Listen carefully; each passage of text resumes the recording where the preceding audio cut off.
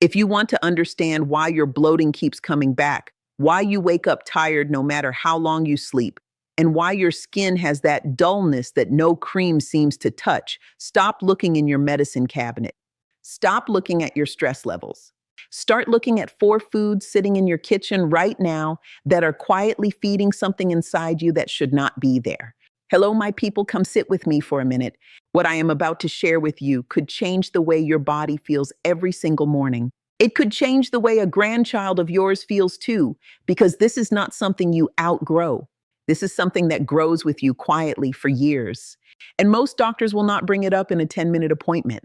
Not because anyone is hiding anything, it is because the answer is not in a prescription pad. It is in the grocery store. It is in the cabinet. It is in habits we picked up thinking we were doing right by our bodies. These 4 foods are carrying parasites, and your gut has been carrying the consequence. My name is Jada Brown. For over 50 years, I have been sharing the old school wellness wisdom my mother and grandmother carried with them from the Caribbean up to New York. The kitchen cures, y'all. The morning tonics. The things Black women have been doing long before anyone slapped a fancy label on it and called it wellness. My mama used to say, "Child, all disease begins in the belly.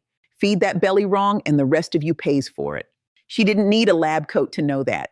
She watched it happen across 4 generations of women in our family. And the gut is where immunity lives, where inflammation either calms down or catches fire, where your hormones find their rhythm, where your sleep gets decided. When something is crawling around in there that should not be, every single one of those systems starts to stumble. My mother carried parasite protocols the way some folks carry recipes, her mother before her. My great-grandmother in the hills of Jamaica, 7 women across 5 generations in my family, and not one of them spent her 60s or 70s hunched over with the gut trouble I watch my neighbors deal with. They knew which foods carried risk. They knew which bitters pulled things back into balance. The laboratories are only now starting to confirm what those women saw with their own eyes, raising children in homes where bellies stayed quiet and skin stayed clear. The old ones didn't call it parasites the way we do now. They called it a dirty belly. Same thing, different name. Here's what I want you to listen for today. One of these 4 foods is going to surprise you, baby.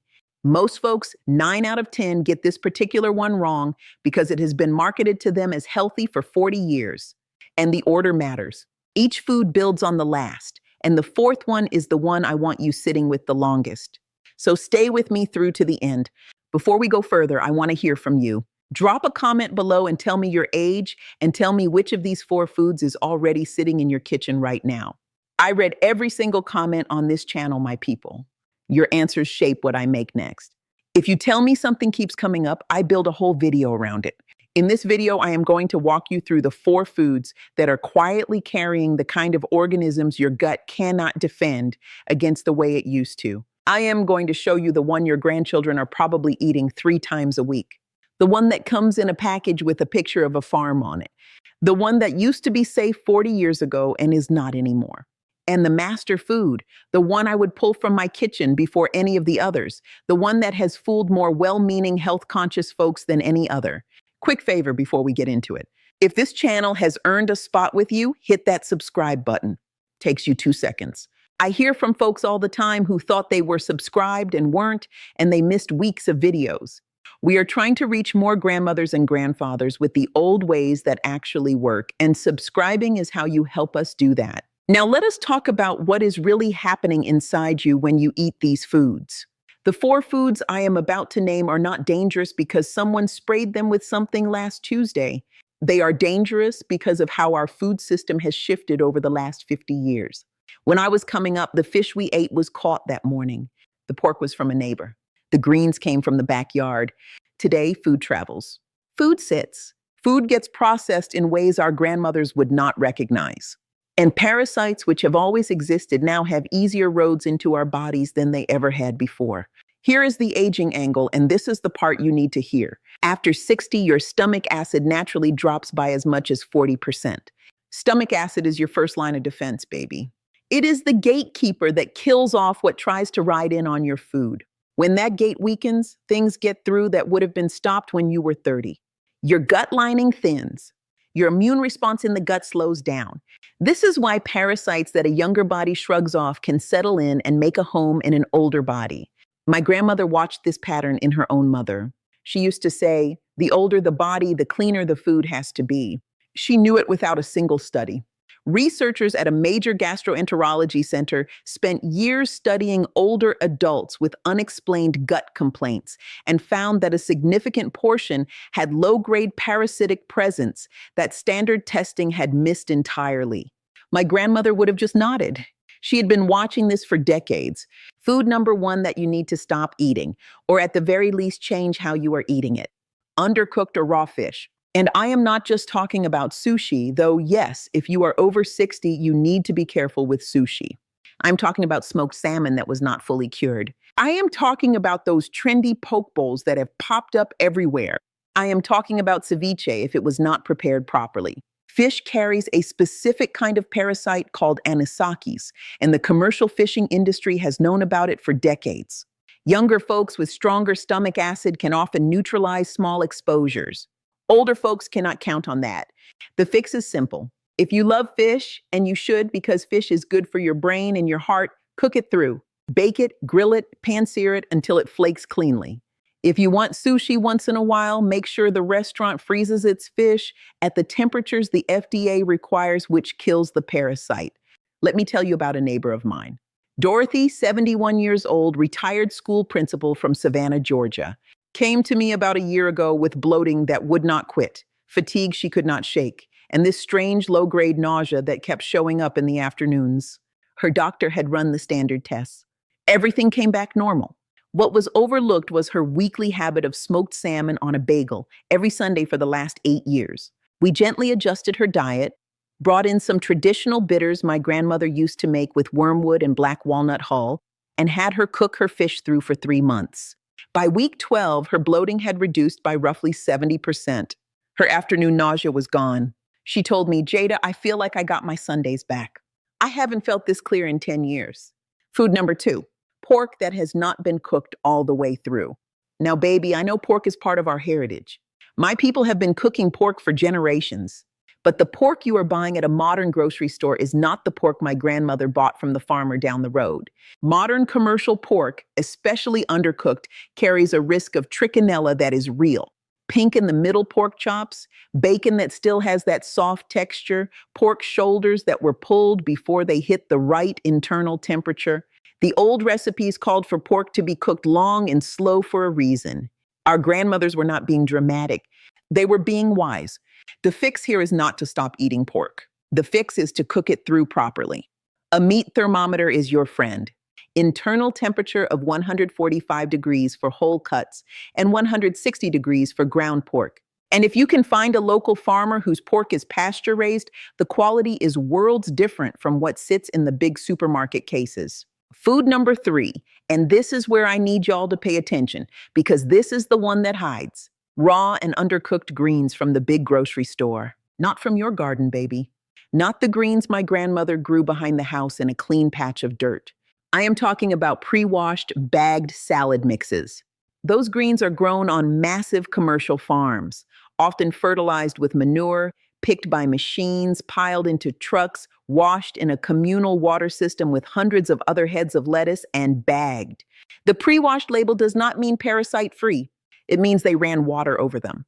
Cyclospora, Giardia, Cryptosporidium.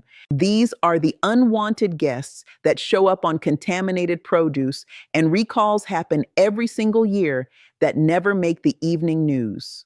I am not telling you to stop eating your greens. Please eat your greens.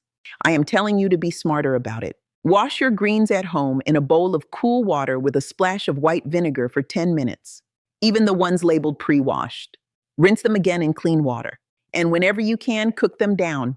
A pot of collards, a pan of sautéed spinach, a mustard green braise. Cooking kills what water alone sometimes misses. And by the way, if you are on blood thinners, please speak to your doctor before dramatically increasing your leafy greens because the vitamin K can interact with your medication. Let me pause here for a moment. Folks keep asking me what I personally take to keep my own belly strong, since the belly is where all of this is decided. For the last few years, I have been recommending Buchbod. It is a kombucha gummy, and I love that it is a gummy because none of us over 60 want to swallow another horse pill. Over 30,000 people are already using it. What caught my attention is that it is actually three things working together. Prebiotics to feed the good bacteria, probiotics like lactospore to put the right bacteria in, and postbiotics like postbiotics LM1004, which are the actual healing compounds that make gut repair happen. My grandmother used to steep slippery elm for gut trouble, and Boochbod has that slippery elm right in the formula. The link is in the description below. As always, speak to your doctor before starting any supplement, especially if you are on medications. This is something I use in my own daily routine, not a replacement for anything your doctor has you on. Now let me give you food number 4, the master one, the one I would pull from your kitchen before the other 3. Food number 4, raw milk and unpasteurized dairy products, including the fancy soft cheeses that have become so trendy. Baby, I know. I know raw milk has a crowd of folks right now swearing by it. I know there is a whole movement around unpasteurized dairy, and I understand the appeal because, yes, traditionally prepared dairy can be wonderful. But the dairy available in today's commercial supply chain, even the raw milk from a reputable farm, carries risk that older bodies cannot absorb the way younger bodies can. The aging angle here matters.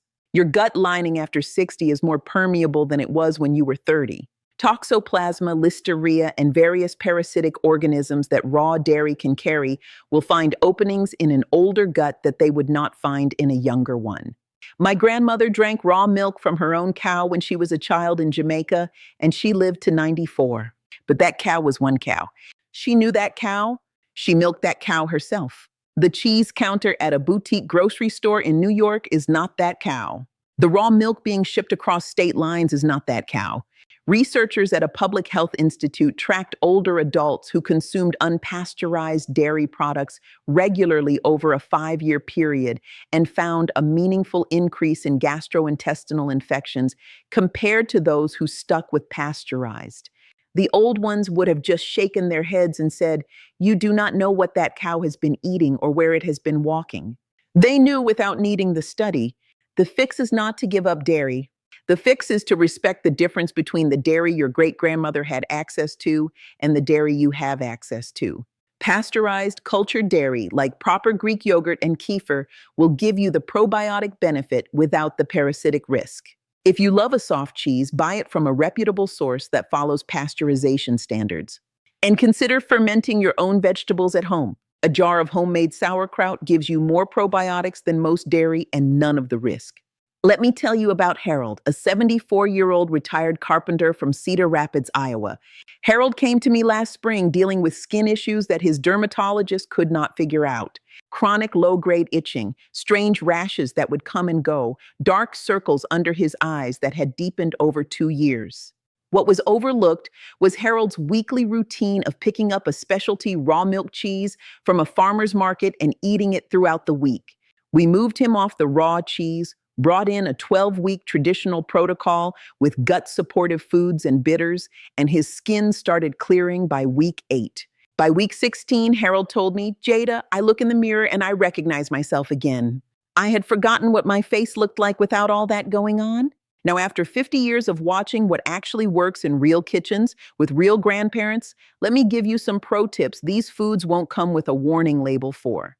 Pro tip number 1, timing matters with your bitters. If you are drinking a bitter tea or a tincture to support your gut terrain, take it 15 to 20 minutes before a meal. Not after. Not during. The bitter taste on your tongue signals your stomach to produce more acid, which is exactly the gatekeeper older bodies need.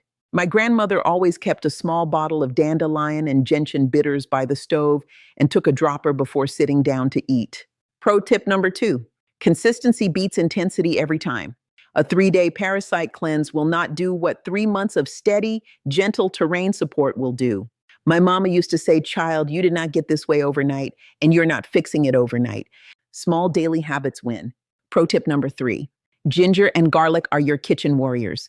Raw garlic, 1 clove chopped and let sit for 10 minutes before you eat it, carries allicin that has been shown in laboratory studies to be hostile to parasitic organisms. Fresh ginger tea after a meal supports the digestive process. The old folks knew this. They put ginger and garlic in everything for a reason. Now, let me name the common mistakes folks make when they try to clean this up on their own. Mistake 1, going too aggressive too fast. Folks hear about parasites, get alarmed, and start hammering their bodies with harsh protocols. What happens is a die-off reaction that makes them feel terrible, and they quit after a week. The fix is gentle, sustained support over months, not a one-week crash course. Mistake 2, treating the gut without changing the food. You can sip every tonic in the world, but if you are still eating the same 4 foods every week, the gut cannot recover. Food is the foundation. The rest is support. Mistake 3, ignoring the water. Drinking tap water that has not been filtered is one of the biggest missed exposures for older adults. A simple carbon filter on your kitchen sink handles most of the risk. My mama would not have dreamed of drinking water that had not been run through a clay pot or boiled first. We have gotten too casual about water. My people, listen to me for a moment. This is not just about 4 foods. This is the life you are protecting. The mornings you want to spend in your garden, the Sunday phone calls with your grandchildren where you feel present instead of foggy, the independence to cook your own meals, walk your own walks, live in your own home for as long as you choose. A body that is quietly fighting something inside of it cannot give you those mornings. A body that is clean on the inside can. It is never too late. I have watched women in their 80s turn their gut health around in 6 months. I have watched men in their 70s get their energy back after years of feeling like a shadow of themselves. Your body wants to heal, baby.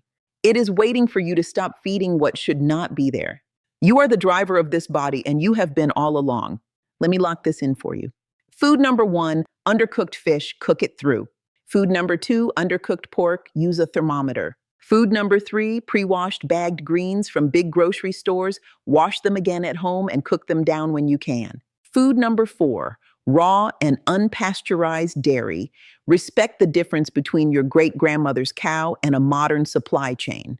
If this landed with you, hit subscribe and stay with me. Share this with your spouse, your sister, your oldest friend, anyone over 60 who eats one of these 4 foods every week. And drop a comment telling me which of the 4 surprised you the most. I read every single comment on this channel, my people, and your answers shape what I make next. The BoochBod link is in the description below whenever you are ready to take a look. Take care of that belly, baby. Everything else depends on it.